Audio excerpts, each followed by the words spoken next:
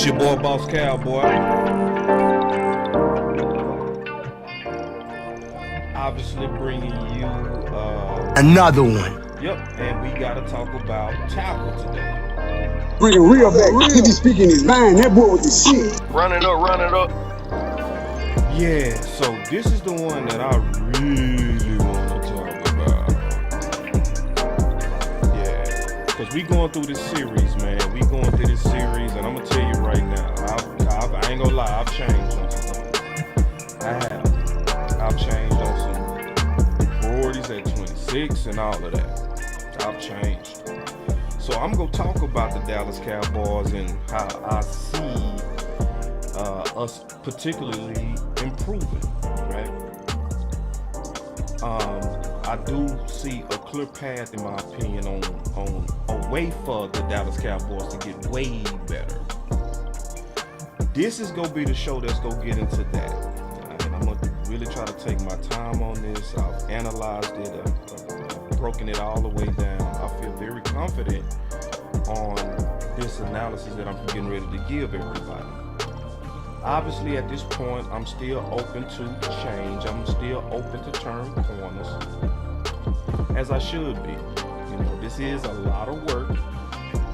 Ain't nobody can look at these presentations and just kind of say this dude just winging it, because I'm obviously not. You know, I'm doing a massive amount of research on ways for the Dallas Cowboys to improve.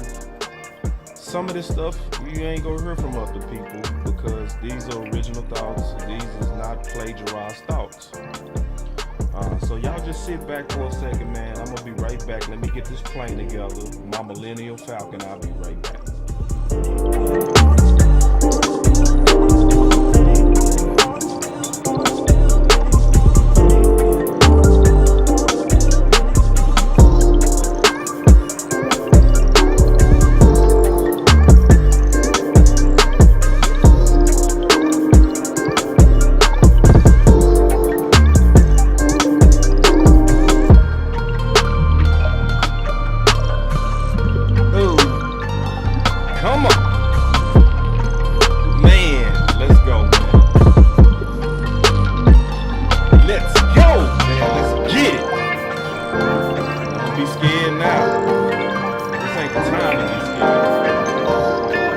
Championships are won in the offseason. I'm gonna keep saying that. This is the time for overtime. This ain't the time to get sleepy. This ain't the time to be like, I'm gonna take a break into the season. It's too late. It's too late. So the time is now. I'll be right back.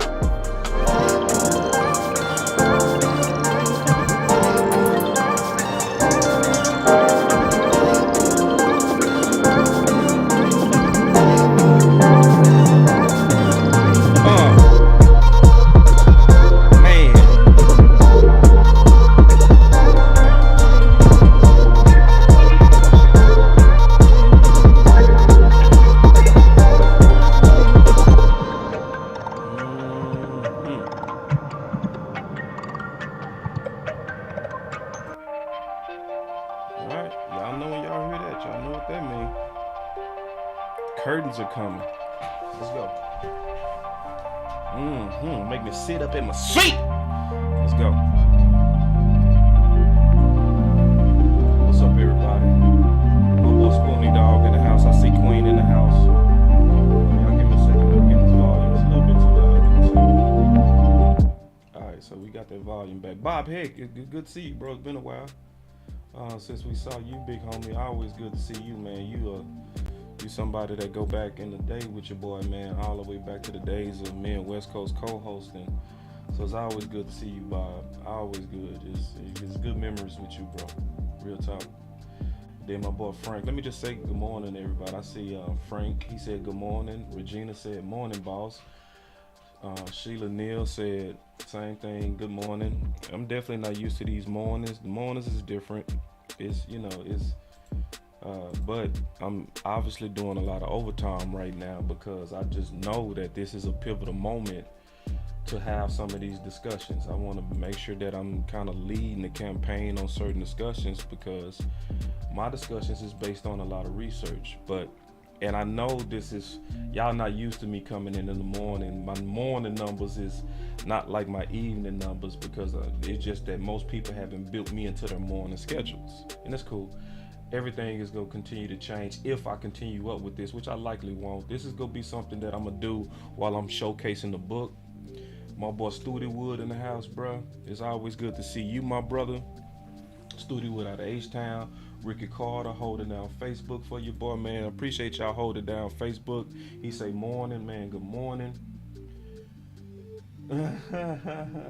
he say that alternate intro music be bumping, but this one's still legendary. I know, bro. I know, man. See, and I keep hearing, bro, because y'all made me go back to it. Y'all been like, man, that this intro music, it is kind of like a two-step. It's something you kind of can, you can take Queen out on a date. Maybe, I don't know Queen. I don't know about Queen. If I was rocking with Queen, you know what I'm saying? I'd be like, let me play this music and I'm messing with your Queen. I'm messing with your Queen. Said hit that like. Y'all make sure y'all do what Queen say. We don't want Queen mad at you. So as you coming in the door, it's just a courtesy and right thing to do to hit that like. And I appreciate it. Now, Queen, I do got some bad news. I'm having major phone issues right now. And I honestly don't know what's going on. I just don't know. So, I haven't fixed it yet.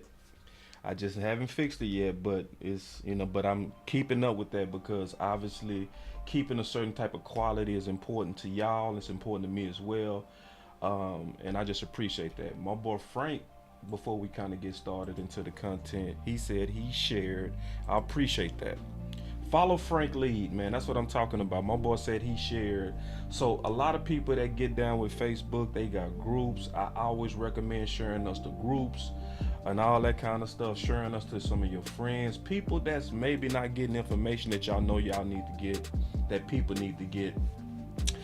And Lauren said, appreciate the hard work with a super chat. He said, your preparation is unmatched. Thank you, BC and the OC. Yeah. Oh, and speaking of the OC, he got a video that's dropping at 2 o'clock Central today about his thoughts on Zeke. So that's going to be interesting. Y'all make sure y'all check that out at 2 o'clock Central. It's already queued up. So that's going to be very, very interesting. Y'all make sure y'all check that out. Also, before I get started, I want to let y'all know that we also have today the final word, where we're going to be talking about not the normal stuff that we talk about on a final word. Thursday is dedicated to draft content.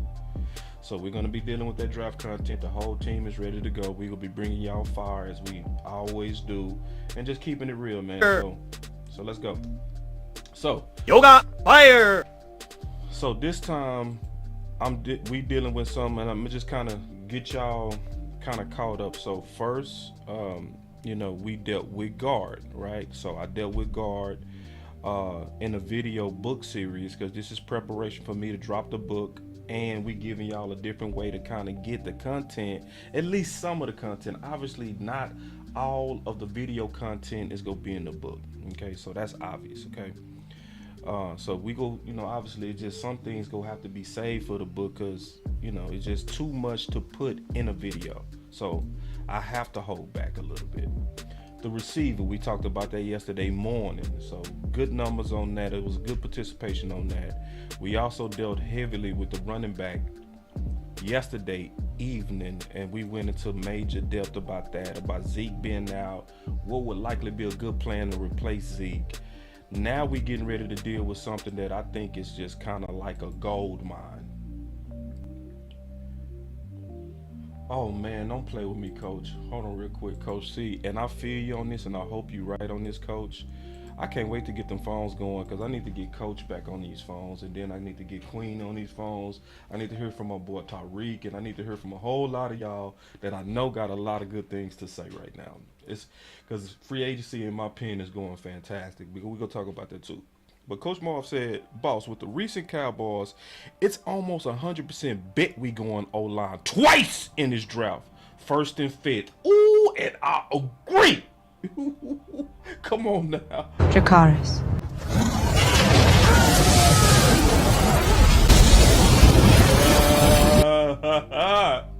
Woo, and see, let me tell y'all something. I didn't think that at first.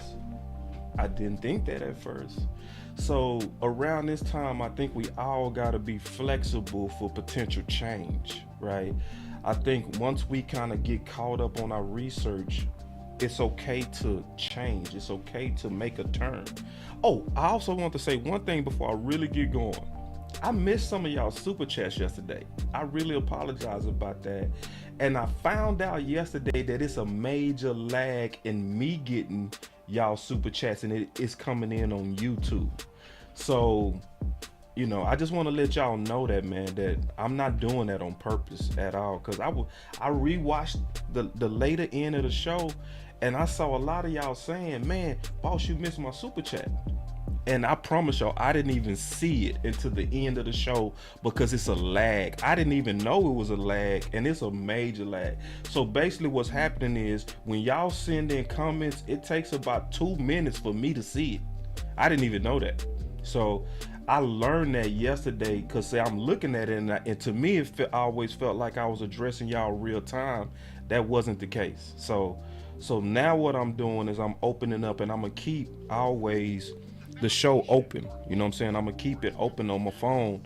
That way I can see your super chats 2 ways. I just want to kind of give y'all that feedback, because when people invest into the show, like for instance, Common Sense, you can see that he already sent a super chat right here. The blue dollar, it hasn't showed up to me yet. It just showed up.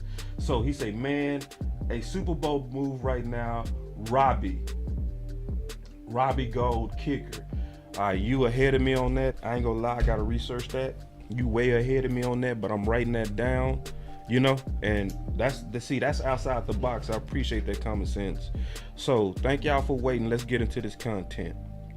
All right, so let me write down what you just, because I'm gonna have to go back and research that real quick. I'll do that later, obviously. Oh, I also want to let y'all know we go have a barbershop show today as well. So we got a lot of stuff planned. This is gonna be a day full of content y'all gonna like today. All right, so let's get into it, man. Let's go ahead and start talking and rocking. Yeah, Ricky, I agree with you. He said people just need to learn to be patient. I agree. It is a patient game in this thing, but let's get going, man. Let's start really getting into this content. So here we go. So dealing with tackle, which is chapter 15. So for those who've been following this series I've been doing, I've been giving y'all a video format of what's also likely gonna be in the book. Obviously, it's still gonna be some changes, but most of what you're seeing is mostly what's gonna also be in the book, my thoughts and ways to improve this team, okay? Yeah, my barbershop is in Cedar Hill. So it's one of the best barbershops, man, out there, man. It's very comfortable, very cozy, very chill, and also very fun, man. We keep it real up in that mug, we with it. So check this out. So let's just kind of talk this through. So those who've been kind of keeping up with this series know that the first thing I do is I always look within first. That's the first thing I always do. If we trying to solve problems, start with your guys first. Because every now and then we be wanting help on the outside, and sometimes the help is already in the inside. So we go through that. Then after we look at it from that perspective, we look at the current free agents that's available and see, could they be a fit, and do they fit the philosophy of the Dallas Cowboys? So we go through that. Then we go get into some potential draft candidates that could be major ideas. So here we go. So obviously looking at our guys, let's start with the first guy. And the person that's causing likely the most panic right now in Cowboy Nation is Tyron Smith. Because Tyron Smith, to some people, are looking at him as a potential progress stopper. And so I just got to, that super chat came in right on time. It came in at the same time. I guess there's no lag. So Bob Hicks sent him a fat super check, man. I appreciate that, Bob. Bob always a cool dude on supporting our local community and podcast community. He's always been like that. Appreciate the big bones, Bob. And Bob said, I say let's get the BPA depending on if we get a wide receiver in free agency. If we don't feel like we is a pivot at 26, but I love what Coach Marv said. Let's get 2 big balls if we're going to get that wide receiver position. Very good super chat. Very good thought, Bob. And I do definitely believe in BPA. And I'm going to go ahead and tell you right now, from my analysis, the reason why I believe Coach Marv is right about likely it should be tackle, this year, one in the first and one in the fifth, just like what Coach Marv said, because according to my research, likely that is going to be the best player, and we go discuss that today. What's up, C? I see C in the building, Mr. Day One, Mr. C in the building, Mr. Day One. What's up, boy?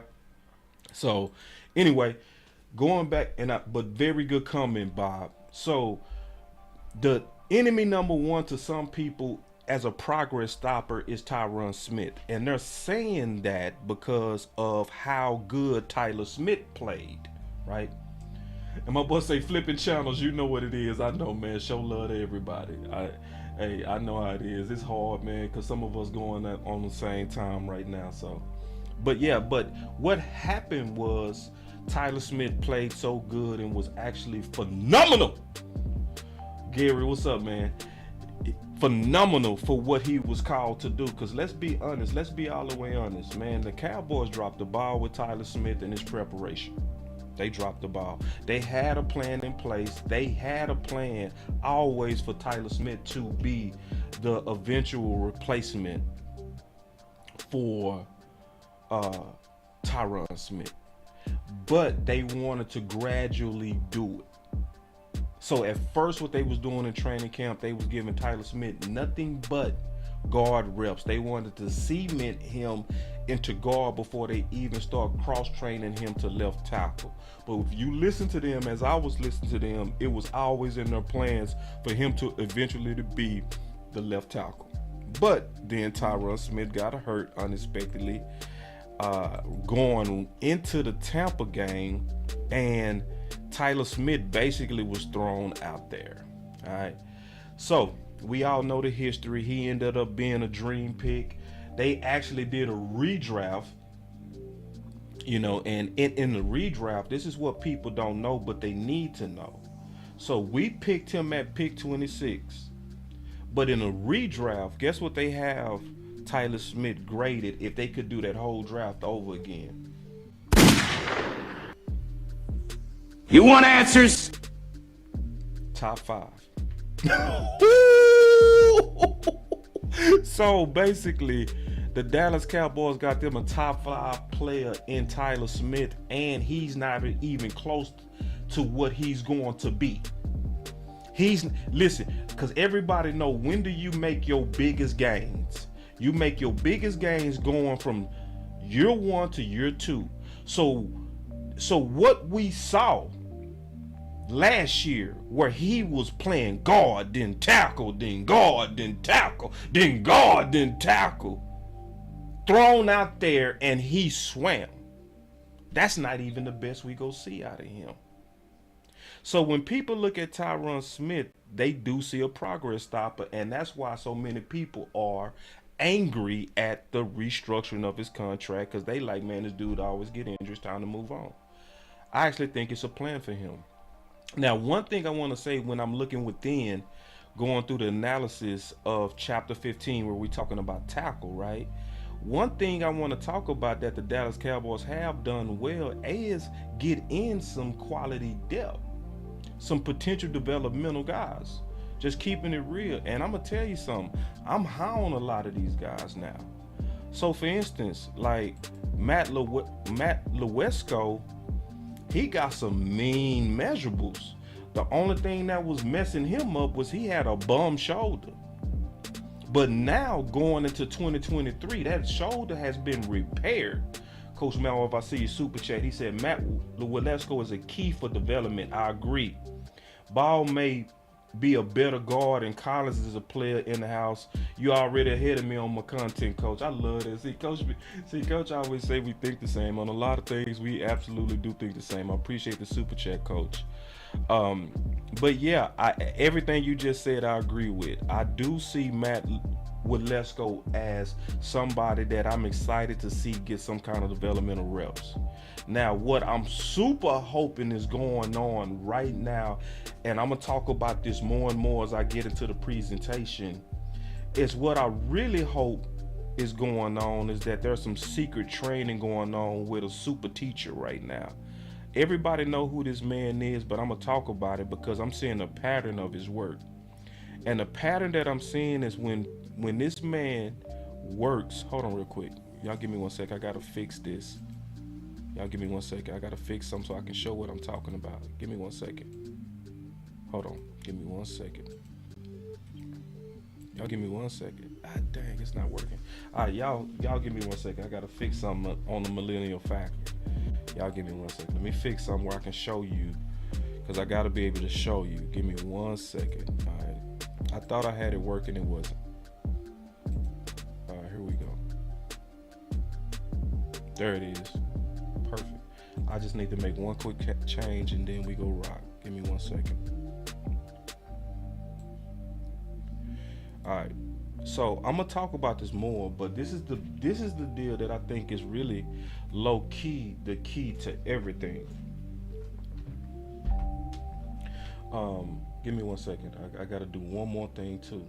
I'm sorry, y'all. I should have had this all ready to go. I didn't test this, but it just put a little delay in the presentation. But y'all give me 1 second. I got everything working. Give me 1 second. I just need to pull something real quick so I can just kind of talk about it, just flow through my thoughts. You know what I mean?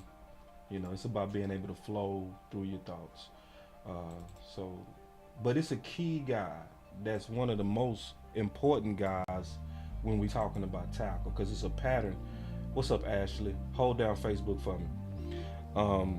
It's a key guy that's really, to me, the key to almost everything that's going on right now. Say whatever you want, but this is what I really honestly believe. This guy right here, Duke Manyweather. See, Duke Manyweather has been working with these guys behind the scenes. It's already been pretty much put out there publicly that he's working with the Cowboys and been working with the Cowboys even during the season. So it's a pattern that I'm seeing, that even when you come in with questions, when they work with Duke, he got the answers. You want answers? You know, and I'm just being honest. So Terrence Steele, let's be honest, a lot of people didn't like Terrence Steele. I was very high on Terrence Steele, and matter of fact, I got the proof that, and I can go pull the receipts right now. I might just pull those receipts, but this is the deal. Coming out, I had Terrence Steele as my top, no, he was number 8 on my list as my top sleeper. Number 8, but I knew he was gonna be a developmental tackle. I knew that. But let's be honest, even though a lot of people like to give me credit for being high on Terrence and recognizing him, you know what I'm saying? And my boy Bob Heck, remember that. He said, "Boss, you was high on Steele." I was, and it's a lot of people that give me credit for that. I also have to be honest and say this. I still don't think Steele will be reaching the plateaus that he's reaching without the training of Duke. I'm just being honest, because, you know, I could pat myself on the back and be like, look how good I am. But to me, you have to marry the draft candidate with the superior training to get the most out of them. So we saw what happened after his rookie year when he had a whole offseason to work with Duke Manyweather. He exploded. And so then when I go look at the work that happened also, and I'm just keeping it real, with Tyler Smith. Tyler Smith was also assigned to Duke Manyweather. And we saw him instantly going into training camp, lose a whole lot of weight, prepare himself for both guard and tackle, and was thrown out there and swam like a fish. And I'm also going to say that wasn't just because of his natural pedigree. That to me was because he was matched with superior training. So what I'm hoping is going on is that if Matt Waletzko is smart, and you saw 2 tackles take huge year 2 gains working with one guy, you would be a damn fool if you didn't get in line. You would be a fool, especially because you got your shoulder repaired. Go ahead and get in line. Humble yourself to the teaching of this superior teacher, Duke Manyweather. Because see, this is one thing I've always said. Bob will tell you this. I've been saying this from the days of West Coast. I ain't never changed on this. Bob is my witness on this. Bob been with me a long time. Bob will tell you, I always said, you judge coaches by the group. You judge coaches by the group. You judge players by their individual performance, but you judge coaches by the group. I've never changed on that. And so when I look at certain coaches, I start seeing a pattern to where it's not just the player and the talent of the player, it's the mix of that talent with the superior teacher that shoots them all the way up. All right. And why is that important? Because that's going into the strategy of likely what would probably be the smartest things to do at pick 26.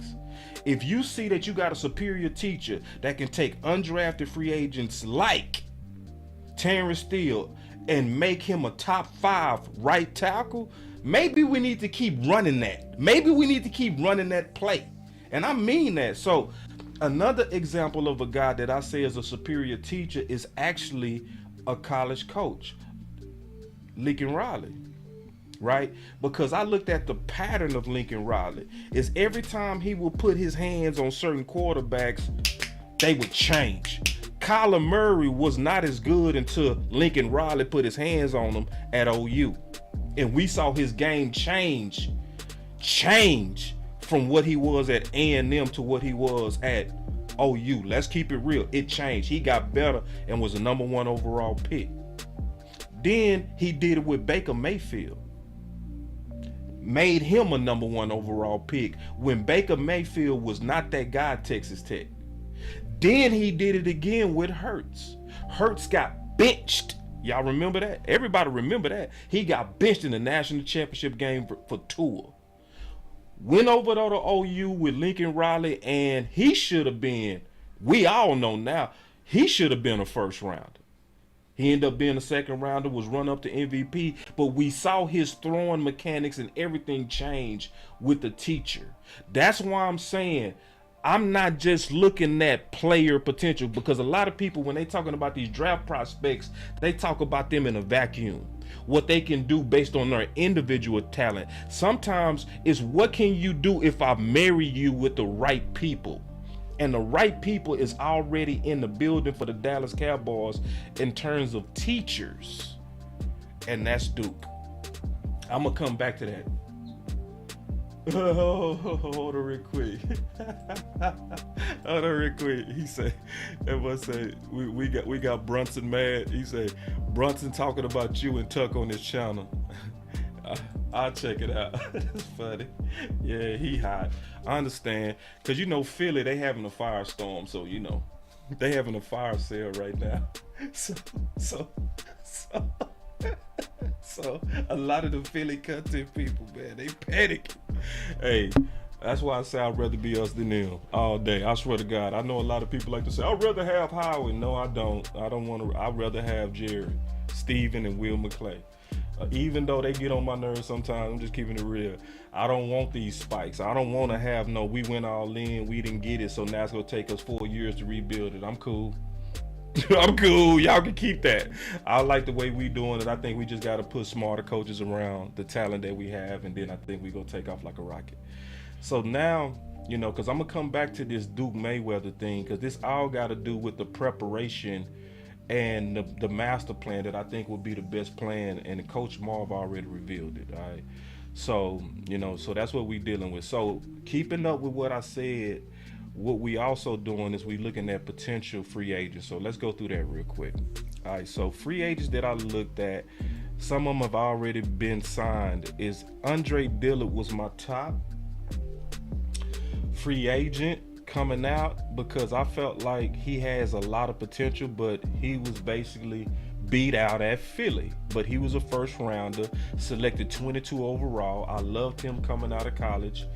I definitely don't get me started on DeJuan Jones. Please don't get me. But he was selected 22 overall in 2019. He's very young, and I feel like he was somebody that if we was to take a look at somebody, he would be ideal in my opinion. He would be our ideal Marshall's pick, especially since he was a former great. But he's gone now. The Titans got him, so we gonna move on from him. But he will be somebody I'll put in the book as somebody I was looking at.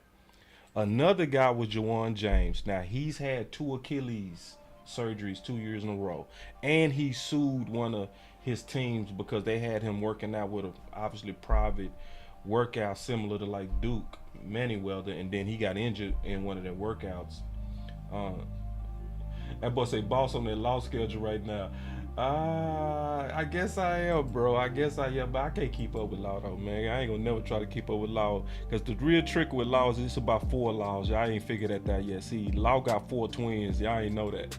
So that's what's going on with law. I cannot keep up with the big brother. But anyway, so he's also much older, the fact that he was drafted in 2014, but he will be somebody that you can bring him in as a sneaky marshals.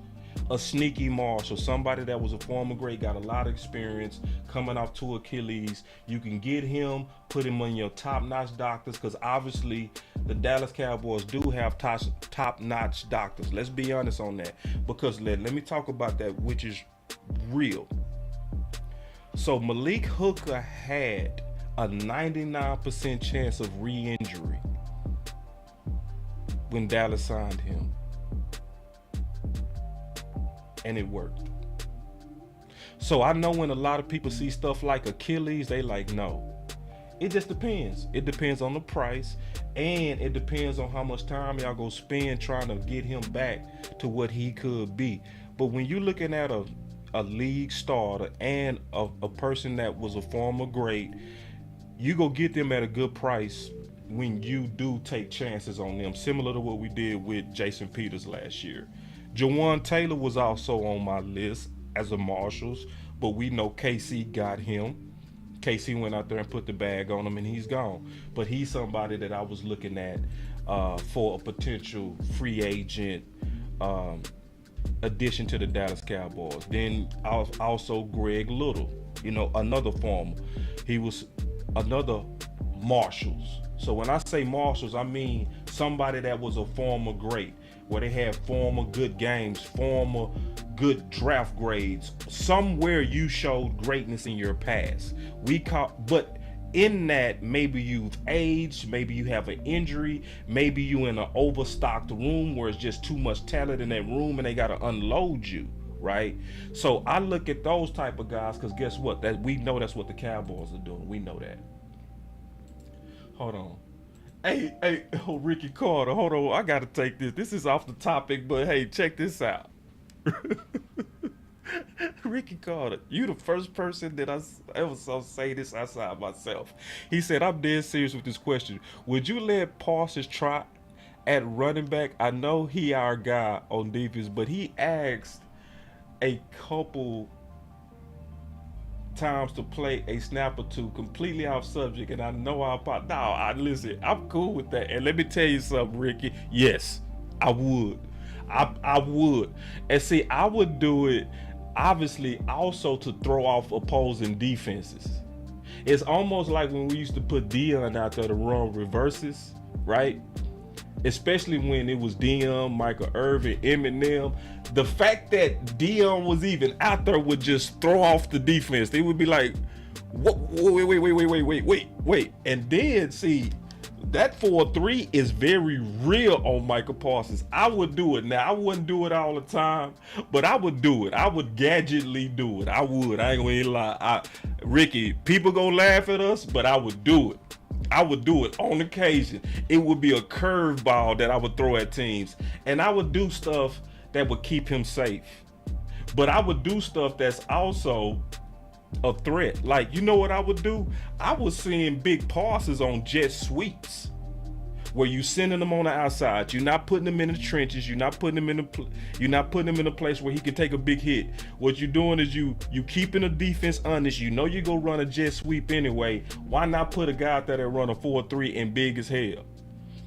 You know what I'm saying? That I would, like, so, and I think it would be fun. I think it'd be entertaining, and most of all, I think it would get your own team excited. You know what I mean? So if it comes down to like a momentum, if I'm trying to get momentum, yeah, I would do it.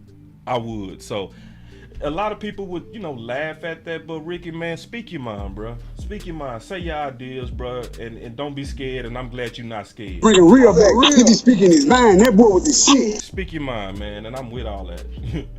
Yeah, so it just I would just want us to do it smart. I wouldn't want us to take chances with him because he's so valuable. But I would be open to it. I would, and we've done it before. We've done it. You know what I'm saying? So I ain't gonna act like it's impossible. All right. So going back to the free agents. So looking at another potential Marshalls, German, who's a round one selected, 31 overall. Nobody has picked him up yet, but he's another Marshalls that's sitting out there. And the Dallas Cowboys, they really love to go after previous greats. They've been doing that. That's a winning formula for them. So that's why I'm looking at these guys. But let's be honest. I'm gonna be all the way honest with you. Yes, I did look at some free agents that I think fit Dallas, but we just have too much depth at tackle. I'm just being honest, to even be looking at that free agent outsiders. Now I did take a look at it, but if I'm using my common sense, it's something we would never do, especially when we have young developmental guys that's up and coming, right? And then Coach Marv also mentioned Avante Collins, which to me is somebody that we got out of deal that's a free agent in 2024, you know? So in terms of depth, we good. And then Coach also talked about potentially Josh Ball could play some guard. I'm open to that idea. I do like him at tackle. Let me tell you what I honestly think would fix Josh Ball. I'm gonna be all the way honest with you, because the only problem I have with Josh Ball is his feet. I think his feet get stuck in the ground. It makes it hard for him to change direction. So it makes him susceptible to speed. He needs a quicker twitch with his feet. The way that you fix that, and the OC told y'all, we did a joint show together. When I was playing college football with the OC, right? We played for the same team. The OC said on this show, he said, Boss told me some stuff that revolutionized my game. And I'm gonna tell you exactly what I told OC. I was looking at the OC feet in college. I was just looking at them. I say, you good, bro? But you'll be better if you did jump rope 10 minutes a day. I say, cause I can tell your feet is slow coming out the ground. He didn't even fight me on it. He didn't come at me like, you a DB. What you know about offensive line? I said, he ain't never come at me like that. He was like, okay. He said, why you say that, boss? I said, man, because I'm doing it. I said, I start doing jump rope 10 minutes a day, and that, swear to God, it made my feet so quick, bro. I ain't scared of nobody quickness at all. I can keep up with anybody at any time because of that jump rope. I said, hit that jump rope, just 10 minutes, bro. And you got to train quick with it. You don't just do jump rope being cute. You know what I'm saying? Don't just be out there. You know, you got to be hitting it, like trying to be quick with your feet, and it builds your twitch. If Josh Ball spent just 2 months on jump rope 10 minutes a day, I promise you we will see a whole nother Josh Ball. And that's coming from my counterpart, the OC. And he said, boss, when I did that, he said, I began to destroy boys. And I said, yeah. And I saw it. You know what I'm saying? That same thing would fix Josh Ball. The main thing with Josh Ball is the twitch of his feet. And if he committed to that, you would see what the Cowboys saw in his potential. Because it's one thing about Josh Ball that I don't complain about, his run blocking. I do not complain. I ain't got no problems how this dude get after it on run blocking. The dude do his thing on run blocking. The thing that piss off everybody is him in pass pro. Just keeping it real, bro. So, and then it's another dude that I told another cornerback that, and it changed his game. Michael Jackson. You remember we drafted Michael Jackson from Miami? See, he was training here in Dallas, and I was out there and I saw him. I was like, that's Mike, right?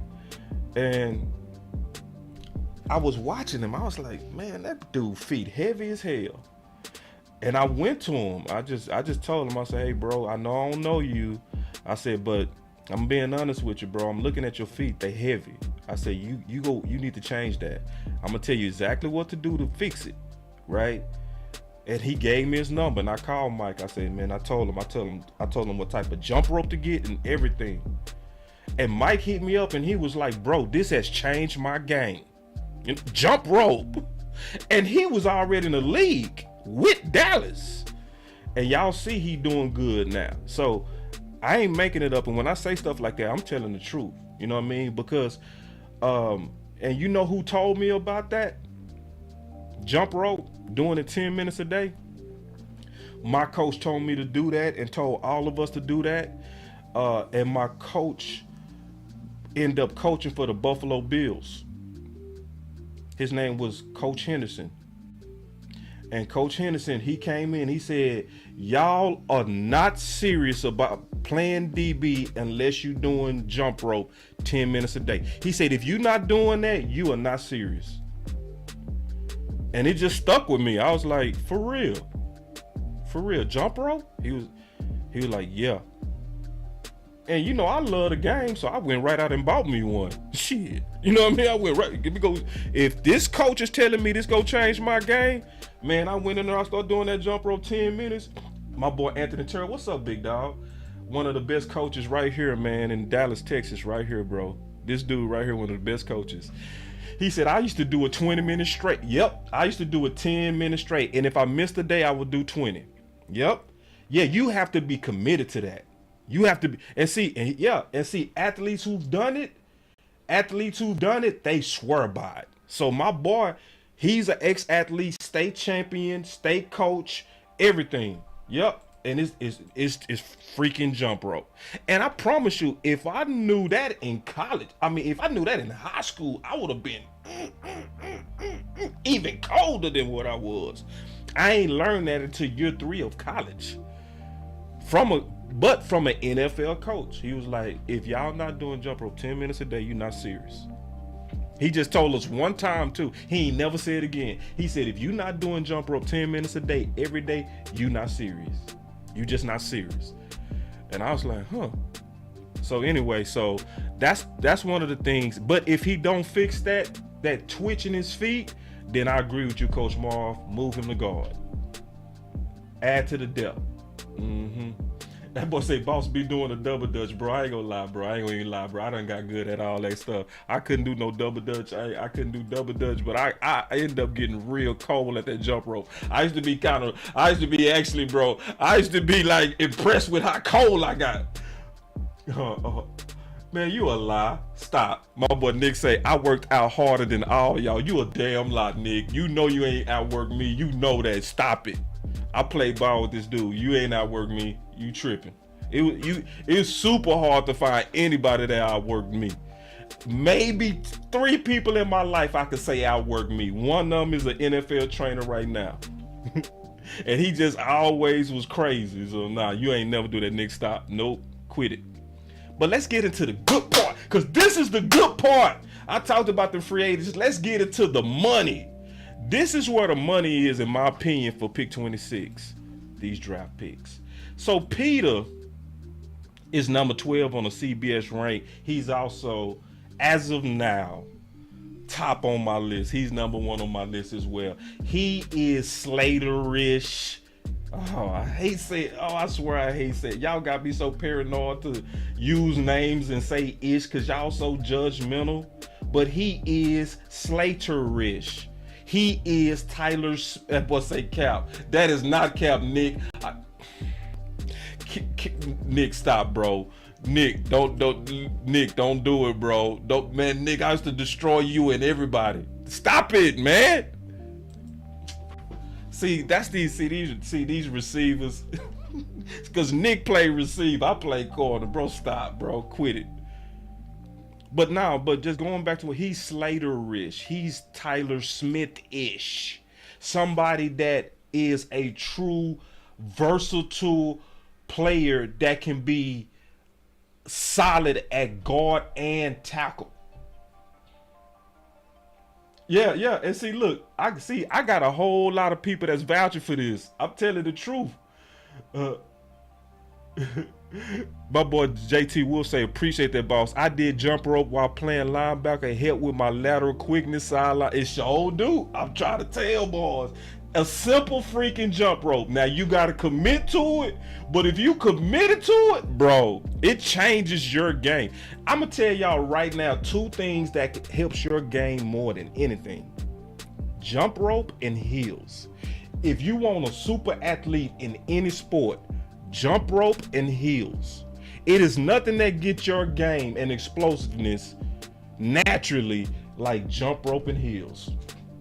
So anyway, so obviously, but likely he's not going to be reachable. I don't think Paris is going to be reachable as well. He's ranked number 12 on the CBS board. So those are, now I'm going to give y'all some free game right now. This is going to be some free game that a lot of people don't even know. One of the things that if you want to keep an eye on what's potentially realistic, look at the CBS board. The 1 year that the CBS board was way off, it was only 1 year to where the CBS board was way off. It was the year of COVID.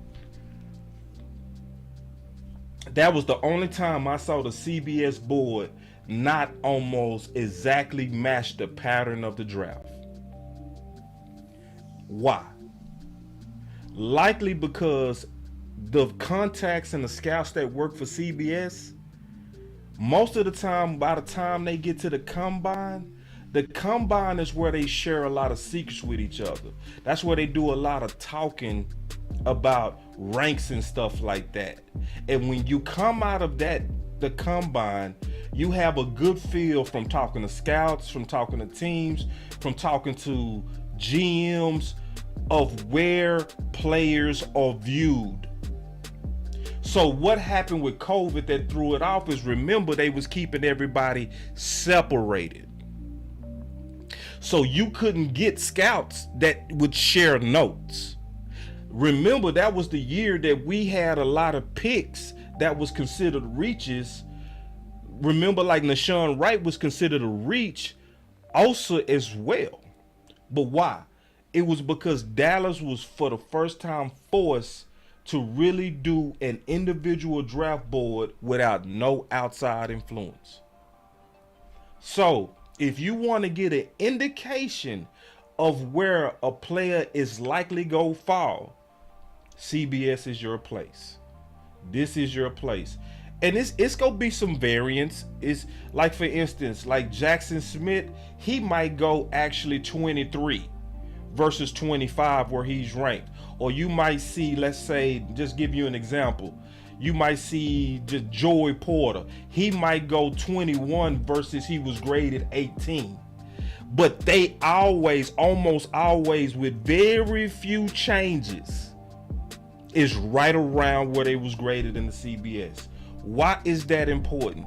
Because then you can use this as a gauge to say, some of the guys that I want, is it realistic for me to expect them to be there? Because you hear a lot of people saying, well, now that Zeke is gone, let's just get Bijan Robinson. Bijan Robinson is number 7 on the CBS board. So could he drop? Yes. He likely ain't gonna drop no farther than 14 to 15 though. Cause usually, now he could drop though. He could. If it's anybody that could drop greatly, it could be him. And I wouldn't be surprised. But I'm just saying, for example, this kind of sets your expectation on what's realistic. So when I was talking about Peter from Northwestern, right? That's the guy I just showed, Peter, right? Northwestern. So this dude, oh man, get out of here. You know what I'm saying? This dude, he's number 12 on the list. So yeah, I can want him, you know what I'm saying? But if I'm trying to plan and say what is likely gonna be the best thing there, then yeah, I can look at him. I might even have him higher on my board, but to expect to pick him will be womp. You see what I'm saying? Peter, right? So then we talked about Paris Johnson. So Paris Johnson, right here, Paris Johnson is number 14. So that's another tackle, quality tackle, but he's likely not going to be reachable. Okay? So I'm looking at these guys, but I'm also looking at who's reachable and who's also a starter grade. So he's ranked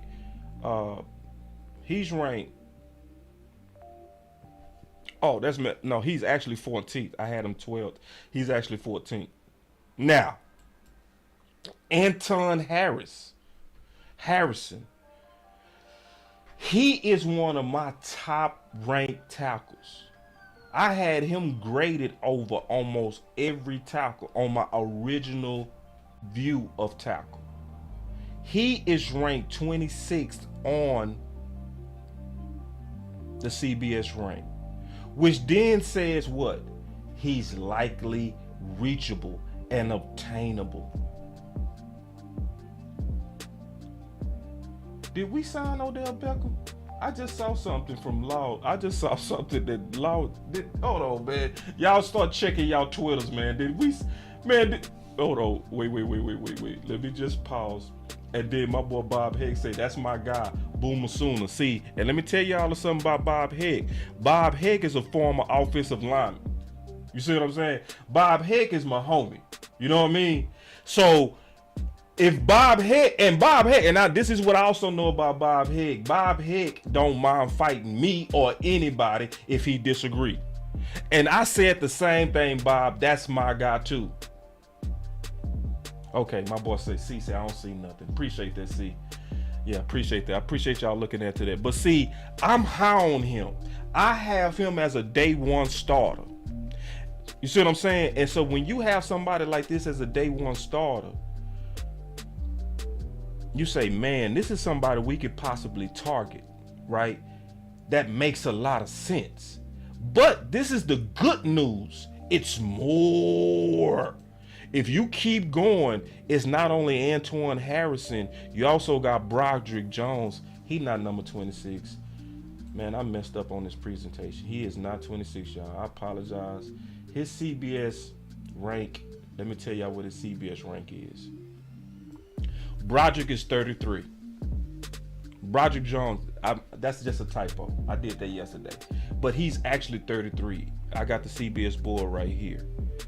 Hold on, let me fix this real quick. I need to clean it up. Y'all give me 1 second. Let me clean this up so y'all can see the ranks. So y'all should be able to see that now. All right, so he's 33. So that's very reachable to what we are at 26.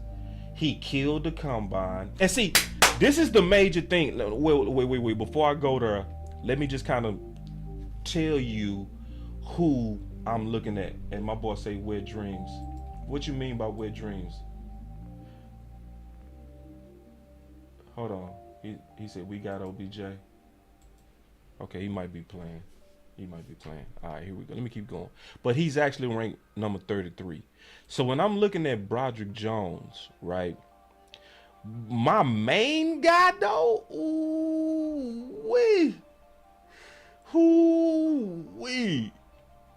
the guy that's doing it for me is DeJuan Jones. That's the one who doing it for me. And so he's ranked number 36 on the CBS board. So what am I saying is that you got some starter grade quality tackles, and the thing about DeJuan Jones, he has the biggest upside. He's the biggest freak of them all. Dude's sitting there at 6'8", 359 pounds. Now, me and the OC was going back and forth on this, and he was saying, hey, man, he needs to lose weight. And that's cool. But this is my thing. My top three are those three as targets for the Dallas Cowboys. Broderick, let me rewind it. These are my top three. Broderick Jones, Antoine Harrison, and DeJuan Jones.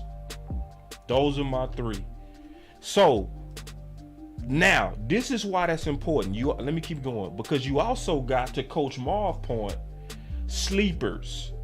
Matthew Bergeron is a rising sleeper tackle, ranked 37 in his draft. Okay, 37. Nick is another sleeper that's also a versatile sleeper in this draft, who played quality guard and tackle. And y'all know we like that. Y'all know we like them types. You know what I'm saying? Then a super late round sleeper, to Coach Marv's point, is Jordan McFadden, who's also a versatile player who played both tackle and guard. So this class of tackles is exceptional. You got a few that's graded at the top. You got some of your best ones graded at the bottom of the first. But see, this is the thing that I said I was going to come back to.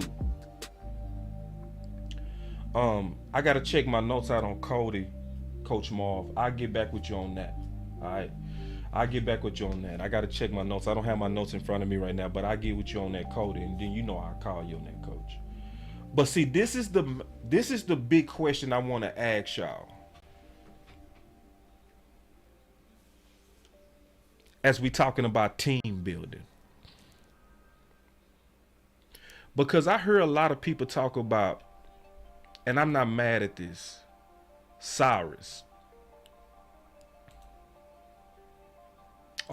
Torrance, right? And Osiris, he has a real good grade for guard. All right, hold on, let me fix this real quick because I want to show y'all. Okay, let's go look at Osiris, right? He's ranked number 23. So he could be around when we pick him. But is he the smartest pick? This is why I asked that question. So CBS has him with a grade of 23 out of everybody, right? Osiris. So let's ask this question.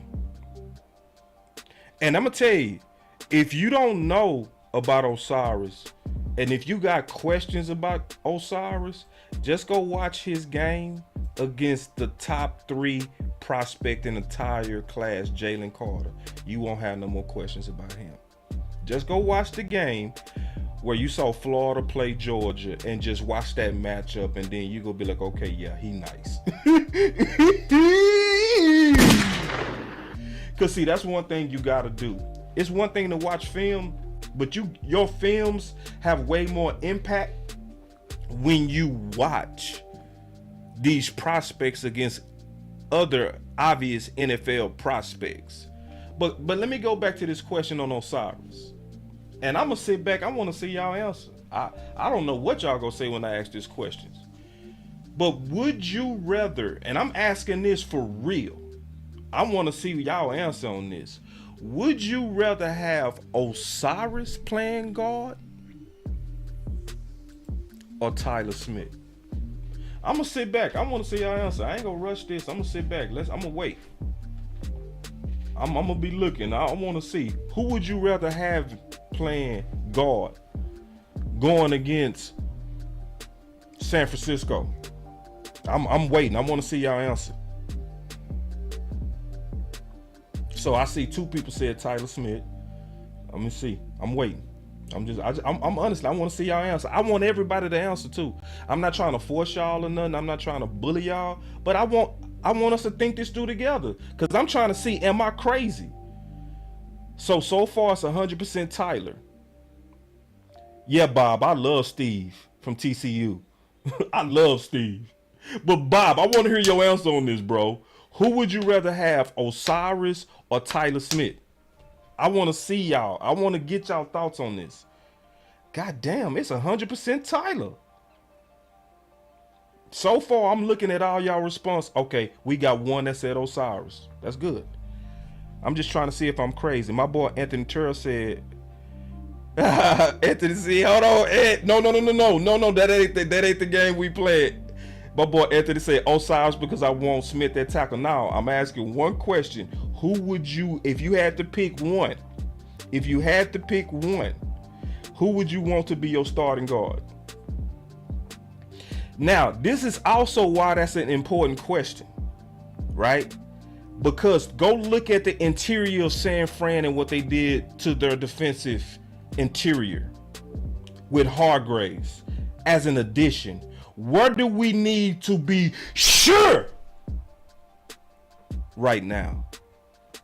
I'm going to say that again. Where do we have to be sure right now? My boy say, man, this is hard. Make a decision, Ed. I need a decision. Make a decision. You a GM today. Make a decision. Now, so far it's 90%, 95% Tyler. So I'm looking. I'm really like looking at y'all answers. I'm dead serious because that's what I'm saying. We going through this exercise together. So I think we got enough people to vote that have voted for me to go ahead and make my next point. Because I asked that question because I first wanted to make sure I wasn't crazy. So I would rather have Tyler Smith playing guard. Why? Because of we got to get through San Fran. And San Fran has rebuilt their defensive trenches, and I want to match them strength for strength. So my question is, as much as I like Osiris, do y'all feel comfortable gambling with him versus the veteran presence of San Francisco's new interior?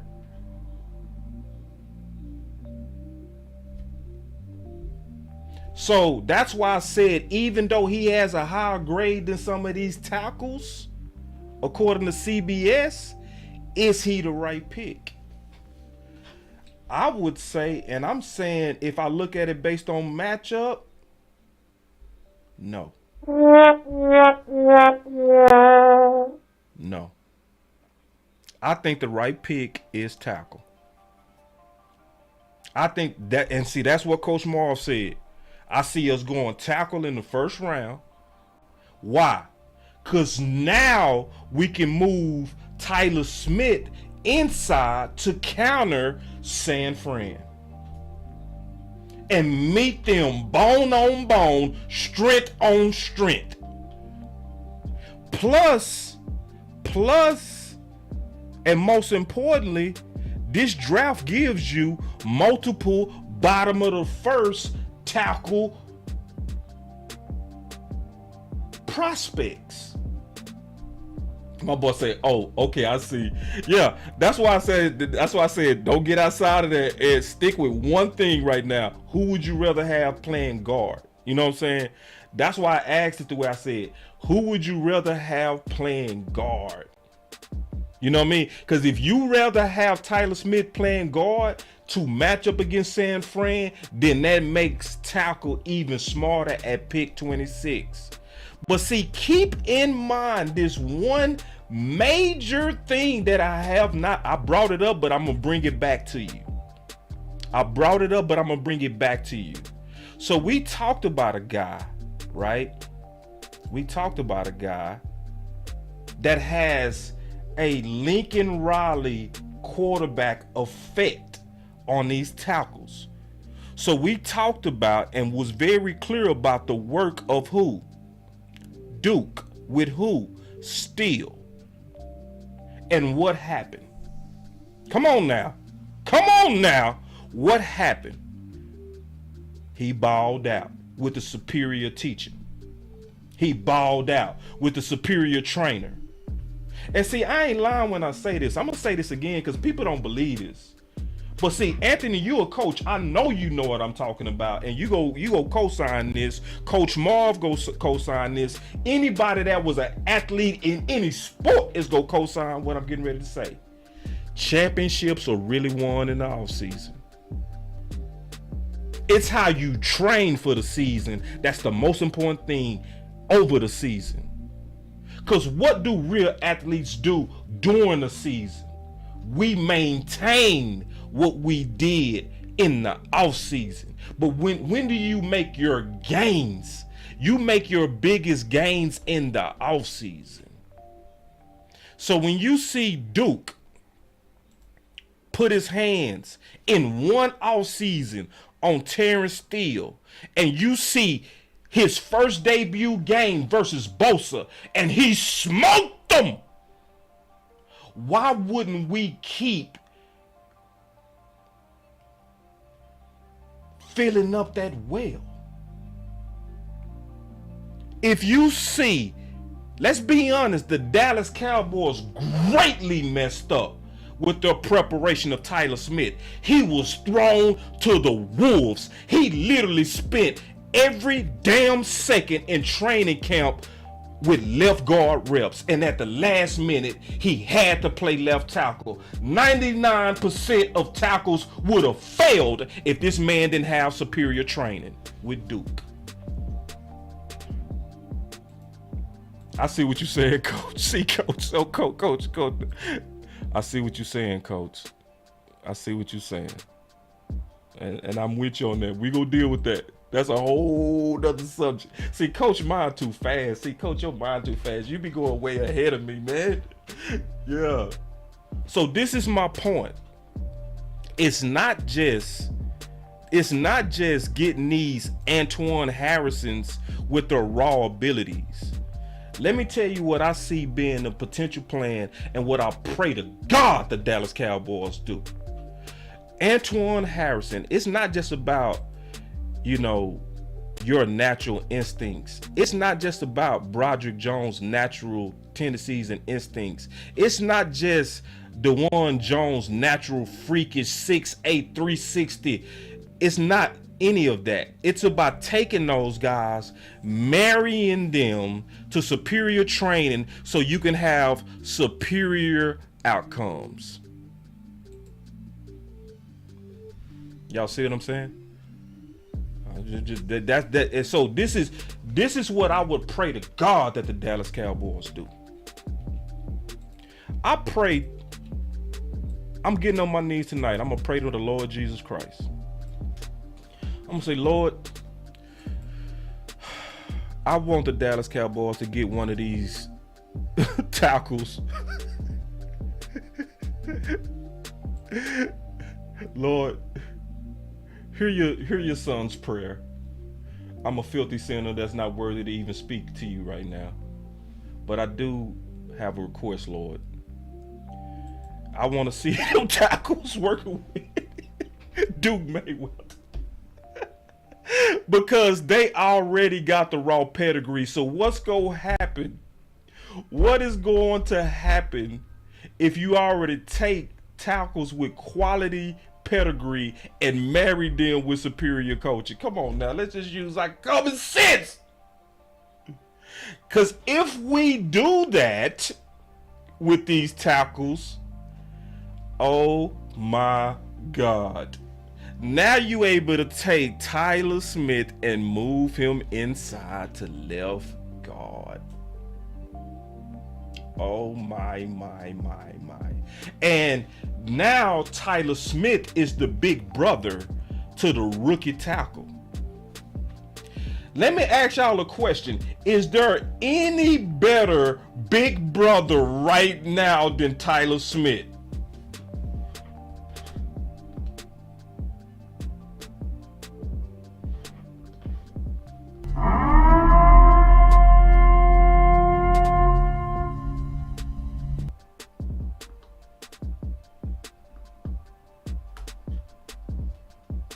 Is there any better big brother?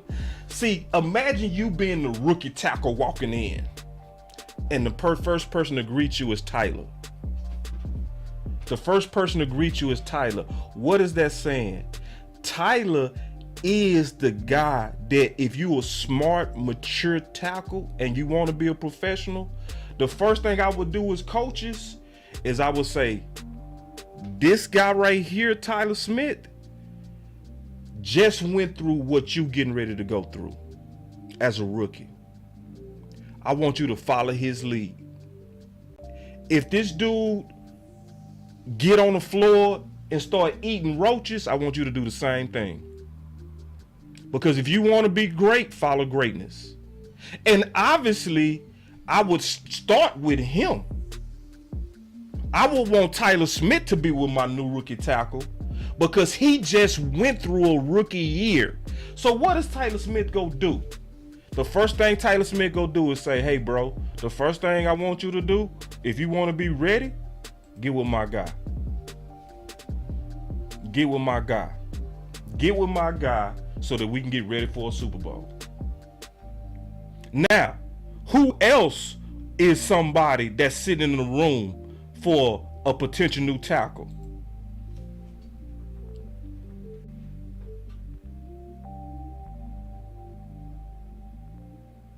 And see, this is the thing. This also helps everybody that's concerned about Tyron Smith playing left tackle. Now, guess what? You now, with this new left tackle, can now move Tyron Smith to what? Right tackle. While still is recovering. And he is the mentor also to whoever this new tackle could be. And then obviously you got another legend. We ain't gotta say his name, but it makes sense. Y'all already should know where I'm going with this. Who else is sitting in the room that could be the teachers to the new offensive line regime? Who else would that be? Zach Martin, the ultimate professional.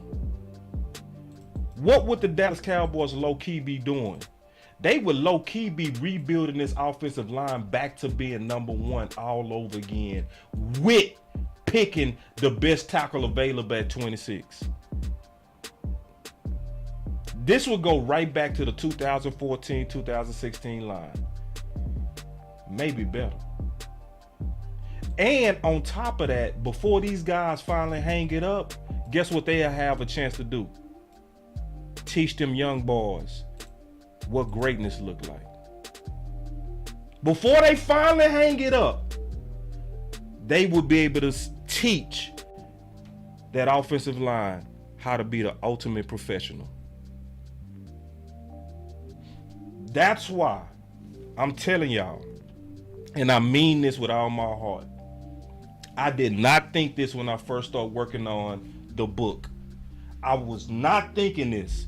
The thing that I was leaning on before I really start breaking it down and start really looking at it, because I told y'all, whenever you say I'm gonna write if I guarantee you don't even gotta write a book. But let's just, if all of y'all did this exercise and said, I am getting ready to break down each group, you would change your mind on some things. You will start seeing some angles. That's why I came to y'all with the angle of who would you rather have as your starting left guard going into 2023? Would you rather have Osiris, or would you rather have Tyler Smith? Yeah. So this is a good thought. This is a good thought. And let's see, this is why we have these type of conversations, so we can talk through this stuff. My boy Florida came in Florida, he had some good sometimes pushbacks. This is a very fair, good pushback. He said Tyron didn't look good at right tackle. I think he looked okay at right tackle. I also know that he was thrown in at right tackle, and anybody that goes from the left to the right initially is gonna struggle, because it's like being in a combat fight and asking and switching your feet in the fight. See, hold on, let me explain that. When I say switching your feet, a lot of people don't understand that. The only way you would know how that feel to see, some people describe it as, oh, this is another way to do it. The next time you go to the bathroom and you know it's that time where you gotta wipe with your other hand. Tell me how good you are at that. You could probably struggle. You could probably get some boo-boo crumbs on your fingers. See, with your dominant hand, you real good. You could just take two little strands of paper and you go get all that boo-boo out, cause you good. But try to do it with your left hand. You better put a whole bunch of tissue around that thing, cause you gonna have an accident, dog. That's how it is going from left to right. Another way to see it is this. And I always tell people to do that if you want to understand what it's like going from the left to right. Get up and just throw some punches with wherever you're the most comfortable. So if you're right-handed, likely you can put your right foot forward. Just throw a jab. Just throw it. Just get up. I promise you, Florida, just get up. Florida Cowboy, get up. Whatever hand you're comfortable with, just throw it. Now do this. Switch your feet and then do it with the opposite hand and tell me how it feels. Just tell me how it feels. Just as soon as you do it, you're gonna say, ooh.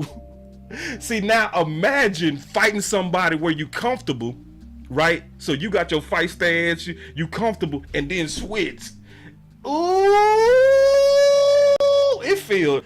See, that's why not that many people can do it. Go from left to right and right to left. That's why you have to be ambidextrous.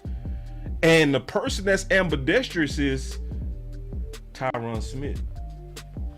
So, also, cool. We can say Tyron didn't look good at right tackle. Then the next question is this. Would you want to have Matt Walesko as your right tackle or Tyron Smith? See, because you might not like Tyron Smith at right tackle. The next question is, what's your next option? Or would you rather have Ball? I think the answer is clear. Going into next year, I will feel very good if Tyron Smith went through a whole training camp at right tackle.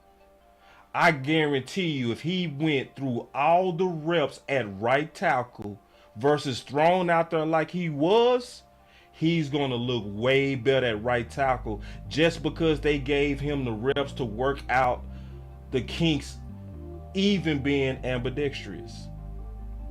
That's a good thought, but this is the thing, Florida. Ain't no plan gonna be absolutely perfect. All right. See, here y'all say, okay. All right, so Florida say, boss, I've been coaching ball for 10 years. I understand that, but I want the best right tackle there. Okay, then name the name. Name the name, bro. If you want the best, I gave you your options, name them. Because you ain't got no options, bro.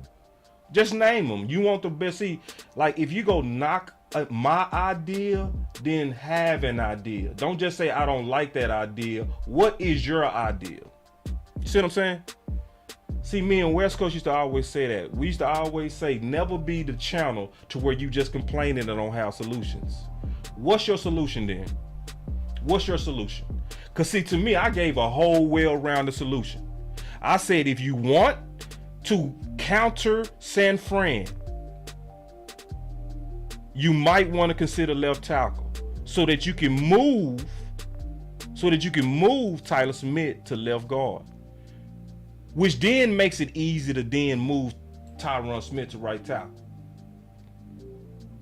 And then you give all of them the training camp to try to solidify those positions, and at the same time, you work those other guys as depth.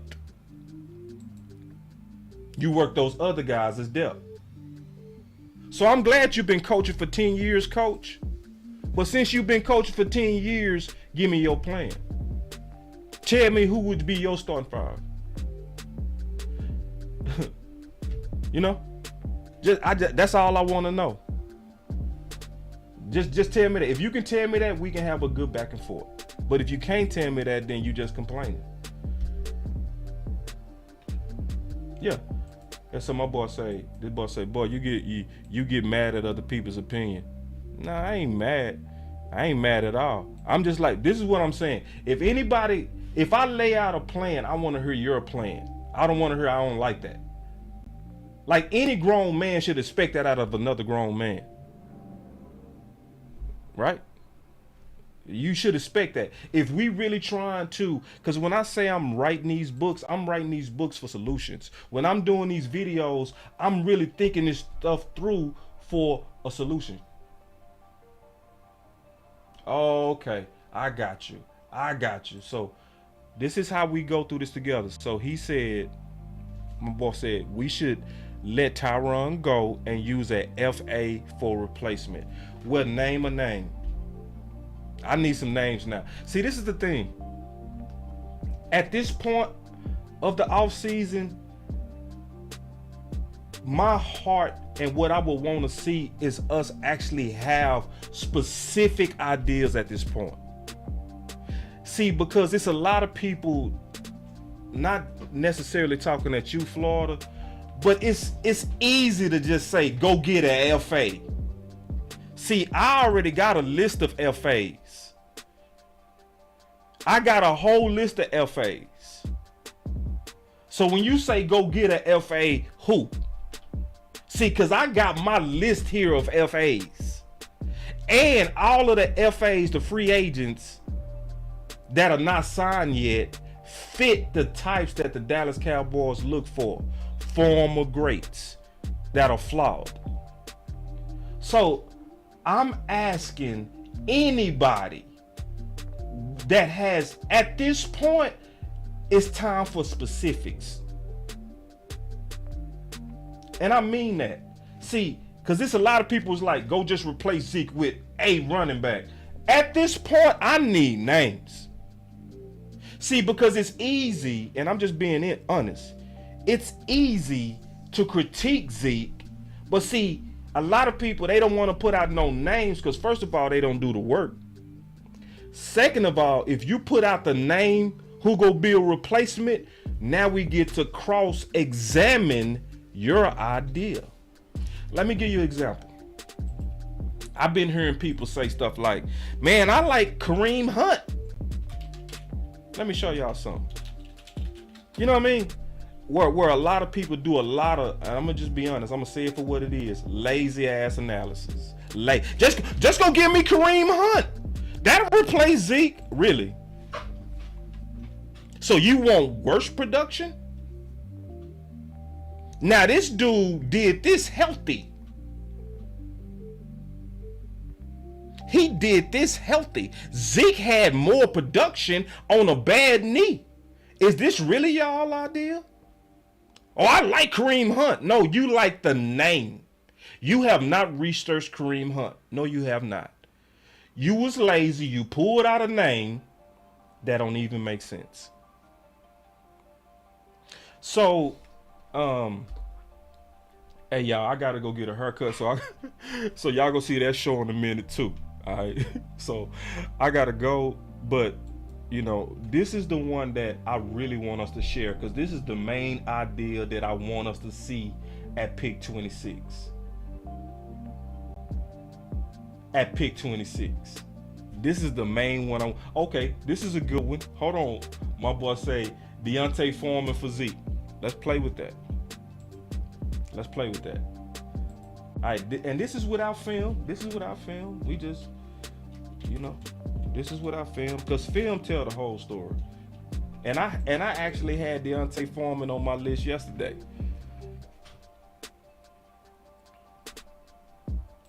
I sure did. Talked about it too.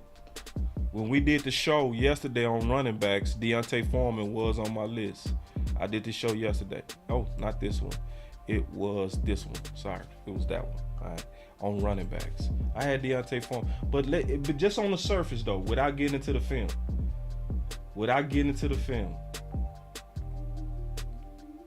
If we just looking at production, is that just greatly different than Zeke?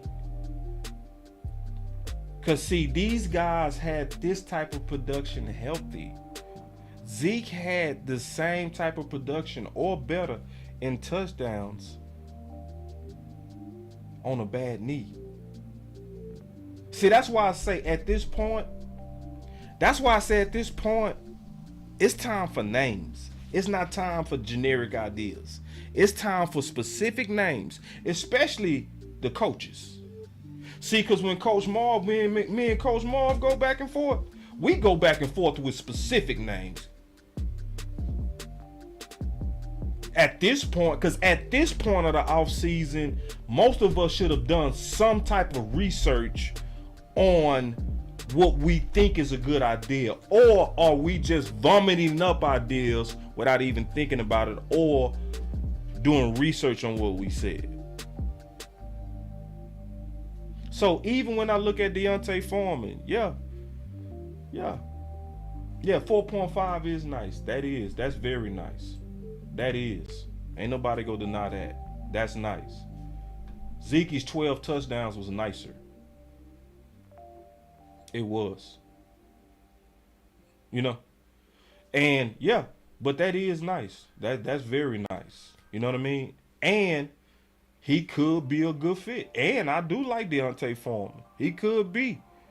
But remember I was saying in my presentation yesterday. And this is the also thing I like about Deontay Foreman is that size. Because the reason why I was looking at him yesterday, because he's a hammer type of back. He's somebody that can push the pile at 6 feet, 235 pounds. If we go get rid of Zeke, Deontay Foreman would be one of your better free agents, because you losing a hammer, get another hammer. You know what I'm saying? Don't get a knife when you just lost a hammer. So anyway, as I was just going through this tackle plan, the tackle plan is the one that I really want to grow legs in the nation. I really, because what has actually grown legs in Cowboy Nation, which I hate with all my heart, is tight end at 26. Ooh, I hate it. I hate it. And it's a lot of people, and all that happened is, because this always happens, it's an echo chamber. Brian Broaddus and they draft show did a show, and they came out and they said, I like Kincaid at 26. And everybody jumped on it. That whole draft room was like, yeah! And I was like, hell no. Nah. And it's not saying Kincaid is not a good candidate. Because Kincaid, he's a baller. Like, yeah, I like what I see on his film. All right, so this is Kincaid right here. Kincaid has a grade of 24.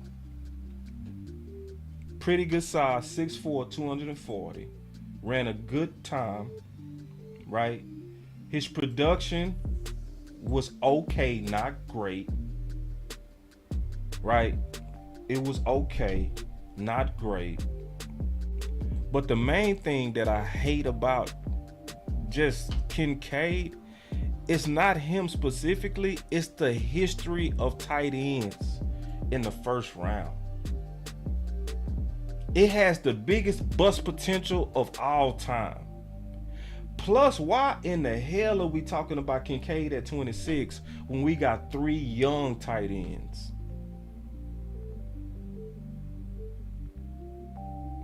If I'm go do that, if I was go pick Kincaid, he gotta be greatly separating from the guys that I already have here.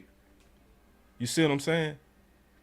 But that idea grew legs. I hate that idea. The idea that I swear that I need y'all help to help this grow legs is tackle at 26. This, I ain't trying to be right. This ain't about trying to be first. This is about, in my opinion, thinking this through. And as I think this through, it does, in my opinion, make the most sense. Because tackle is deep, this class. And let me just ask y'all a question. How many times have y'all ever seen first round graded tight ends at the bottom? Not tight ends, tackles. How many years will we even have a chance to get another starter grade tackle at 26? You got Antoine, 26 on CBS board. You got Broderick, 33 on the CBS board. I had that wrong. You got DeJuan Jones, 36. How many times you gonna have a chance at that type of stuff? Matthew Burgon, 37. You got all these quality tackles, at least 4, sitting right around the same grade at the bottom of the first. To me, this is what should be our pick at 26. I'm just keeping it real. I'm just keeping it real. And this ain't no hype. This ain't no feel good. It makes sense. You can get Osiris at guard, right? You could, but and it would be a good pick. It would. I wouldn't be mad. I would cheer my ass off. But I'm being honest. I would rather have the tackle, marry that super free tackle with Duke, and then get the upside we've been getting from Terrence Steele and Tyler Smith. So if I could say, what if we got a way to get us a whole nother guy to become Tyler Smith and Terrence Steele, would you be interested? Every one of y'all would say, hell yes. Every one of y'all would say, Hell yes. If I could give you a plan that could likely generate another Tyler Smith or another Terrence Steele, every one of y'all would be like, what's that plan? Well, I'm telling you that plan right now. This is that plan. This is the show to share. If you ain't shared none of these shows, because obviously I'm doing a show now on tackle. I did one on running back. That was fun. I did one on receiver. That was cute. I did one on guard. That was amazing. None of that's as pivotal as tackle. As the tackle, this is the one. If you ain't sure none of them videos, this is the one that I would want us to put out there in the community. This is the one that I would want us to really start to try to grow.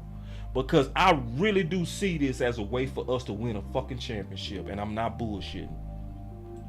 Forgive me for cussing. But this is what I see as a way for us to win this championship. Especially if we saying we want to be serious about going back at San Fran and meeting them strength on strength. I want my strength on strength, baby. I ain't trying to put no rookie on. So anyway, y'all go get another video in just a second, man. I gotta head out to the barbershop. That's where you go get the next video. Hold on, Coach Marv with the super chat. I almost missed that. I was almost gonna get out of here, Coach. Coach say, boss, people need to hear this. Tony Pollard plus Zeke was the combo in the NFL. That's over, but needs to be replaced to win. Agree. So yeah, I mean, yeah, we taking a big risk. We are, Coach. That's a whole nother subject. And we gonna talk about that. But listen, y'all, if y'all sitting in here, I already know, and it's just how I go. Generally, this is just how I go. My morning numbers is not the same as my evening numbers. A lot of y'all not used to me even going live around this time. And when I'm going live, sadly, I'm likely accidentally competing with the Big Brother Law and others like Landlord. A lot of them go live around this time. I ain't trying to step on my boys' toes. I just got content to do, and I'm getting it out while I can get it out. But if you hear and you really liking what you hearing, oh, he said read the rest. I missed it. Hold on. He said, boss, people need to hear this. Tony Pollard plus Zeke was the combo in the NFL. That's over, but needs to be replaced to win, because to ask Tony Pollard to be the #1 running back now, where he has never done that, is a full load. And see, I actually said that out the gate yesterday on this video. Everything you just said, Coach, I said yesterday. Literally everything you just said. I said it a little bit different though. I said the way that I said it is Tony Pollard is not built to be a full 3-down back. He's not. His frame is not built for it. He's a change of the pace back. And you not doing Tony Pollard good if you trying to make him a featured back. If you go with Tony Pollard as your main back, you got to put insurance around Tony Pollard or you go break him down. Because everybody like to try to judge running backs by averages. That's the problem, Coach. A lot of people like to look at the average and say, wow, Tony Pollard is averaging more than Zeke. So if we just give him more reps, he's going to do better. No. Sometimes you giving him way more reps, you go burn him out. And you go get him hurt. Because he don't have the frame like Zeke. So no, I agree with that super chat. And I said that exact same. I said it a little bit different, but it was the exact same thought. Yeah, and see, right. I mean, Coach, this is about tackle. You don't worry about running back. I ain't mad at you, Coach. Coach like say, man, I got to talk about this. But no, you right. He a weapon, right? So that means we got to get running back right. So since we talking about running back, y'all heard the tackle plan that I'm going to have in the Boss Cowboy Guide book. The plan for running back is you got to double up on running back in this draft. You got to get your featured hammer back, and you got to get insurance to that back. You got to double up. You got to double up on running back. You got to have insurance on insurance for Tony Pollard. That's the answer, Coach. Because if you miss on your first running back, you got to hit on your second running back. Because running back is too important. Running back is too important. And I agree with you, Trey. Give me the running back out of Tulsa. Absolutely. Absolutely. He had the #1 speed score. the number one speed scorer out of all the running backs. So I would have him as my insurance back. Then I would get another back to be my featured back, and then I would let them compete in training camp to see who go really be my main back. But this is the year that you got to load up on 2 running backs. You got to. It's just because it's too much uncertainty.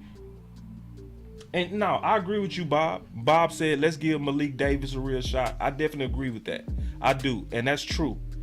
My only problem with Malik Davis is he also has a frame that's similar to Pollard.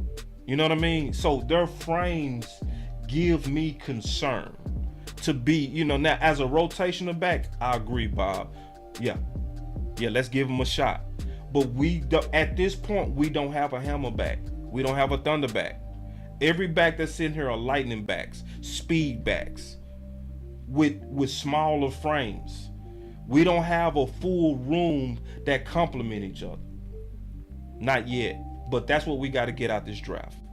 And I'd rather get 2 quality running backs in this deep running back draft just to be insurance on top of each other than to just think we hit with just 1 pick. And then I like Sean Tucker. I'm liking all the names. The funny thing that I like is that a lot of the names that y'all mentioned is the same people that I love too. Sean Tucker, Witherspoon. Yep. And this is, to me, what they got to at least start the season off at. This is the answer to me. Running back by committee. This is the year that they got to do a committee approach to running back. Maybe eventually one of those guys become the main back because they earned it, but I think you got to start the season, in my opinion, rotating them backs. But this Coach Marv, he done made the show about running backs. He said, what about Rico? A lady asked about Rico. Rico right now is a free agent. Okay, so we got to see how that play out. So before I start really getting heavy into Rico, we just got to see what happens in the free agency market. You know what I mean? So another thing about Rico Dowdle is his injury history should be a concern to all of us. It's just what it is, They just, it's like Rico make plays, but damn, every time you make a play, you gone. So I mean, the most important ability is availability, and he hasn't been answering the bell on his availability. And then, Coach Marv is from South Carolina, Rico is from South Carolina, and Coach Marv was like, boss, you've been saying this in South Carolina. So for the most part, I'm gonna be honest, I'm almost out on Rico. I'm cool with giving him another chance, but he wouldn't be in my future. He wouldn't. I'll be ready to move on. I just don't think his body holds up to the grind of the NFL. So anyway, man, y'all make sure y'all like, share, and subscribe to Boss Cowboy Sports, man. Again, just to give y'all, we got a video coming out at 2 from the OC. You go hear his thoughts on Zeke. I'm getting ready to do a barbershop talk in about 30 minutes. That's gonna be dope. I always like doing those because those are real. We don't play no games in there. And then we got another draft show that's happening tonight where we're gonna be talking about safety. So as you can see, we full-fledged in off-season mode. This is the time to be aggressive on our deals, and we doing that. We need y'all to be aggressive on your shares. We need y'all to be aggressive on spreading these ideas, because not that many people are putting out real serious ideas that can really help this team. Y'all see from watching this channel that we do that here, but it's not going on everywhere. So when you see it, I will want y'all help to help spread these ideas and get us out of bad ideas. I hate the fact that tight end has taken off for 26. It's not logic to me. I don't see the logic in it. You know what I'm saying? So anyway, Frank, thank you. Continue to share. All of y'all who sharing, continue to do that. Those of you who continue to donate to the channel, continue to do that. And let's just keep working for 6, man. Y'all stay up. It's Boss Cowboy Sports. Peace. Everybody around me shooters. Ain't no telling who's shooting. Another one. Boss Cowboy Sports. Where your voice matters. Run it up. Let's go, y'all. Speak my mind. Bringing real back. He be speaking his mind. That boy with the shit. Sleeping on me now, cooking his nigga.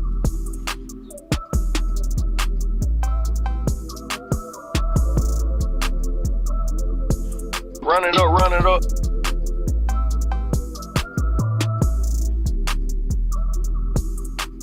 Another one. Boss Cowboy Sports.